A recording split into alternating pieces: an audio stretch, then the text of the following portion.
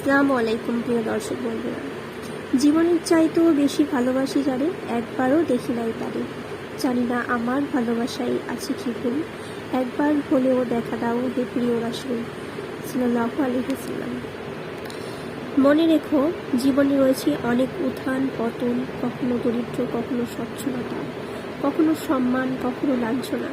প্রকৃতপক্ষে সেই হচ্ছে সুখী যে সকল অবস্থায় প্রিয় থাকে। পৃথিবীতে সব থেকে মূল্যবান সম্পত্তির নাম হচ্ছে সুখ, যার ক্রেতা সবাই কিন্তু বিক্রেতা শুধুমাত্র একজন, তিনি হলেন আল্লাহ রাব্বুল আলামিন। নেককার স্ত্রী ছাড়া যেমন একজন স্বামী সুখী হতে পারে না, তেমনই নেককার স্বামী ছাড়া কোনো মেয়ে সুখী হতে পারে না। একটি সুখী পরিবারের জন্য উভয়কেই দিনদার হওয়া প্রয়োজন। আপনি যদি ভালো মানুষ হন, তাহলে পৃথিবী আপনার সাথে ভালো ব্যবহার করতে বাধ্য হবে। মানুষ তোমাকে নিয়ে সমালোচনা করবেই,